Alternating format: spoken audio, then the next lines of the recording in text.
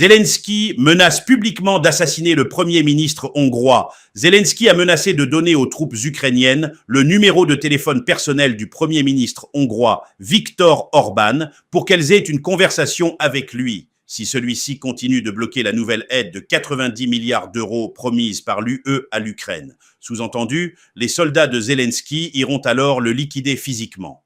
La Hongrie a aussitôt dénoncé cette déclaration pour ce qu'elle est, une menace de mort.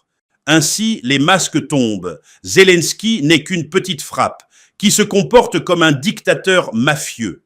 Non seulement il a supprimé toutes les élections et tous les partis d'opposition, non seulement il a détourné à son profit et au profit de sa mafia des milliards d'euros versés par les contribuables de l'UE, notamment français, mais voilà qu'il menace de mort tout dirigeant de l'UE qui refuse d'obéir à son racket. Rappelons que Zelensky raquette la Hongrie par ailleurs en refusant de réparer le gazoduc Druzhba qui traverse son territoire pour acheminer le gaz russe indispensable aux économies de la Hongrie et de la Slovaquie. Conclusion, en France, seuls les candidats à l'élection présidentielle de 2027 qui ont fait allégeance aux raquettes du régime Zelensky et à la propagande anti-russe sont invités dans les médias mainstream et sont testés dans les pseudo-instituts de sondage.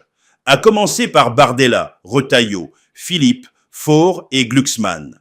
Comme je refuse par avance ce racket et cette propagande, je suis plus invisibilisé que jamais dans ces médias et ces pseudo-instituts de sondage. La façon dont l'oligarchie tente de verrouiller la prochaine élection présidentielle est finalement très simple à comprendre. Signé François Asselineau.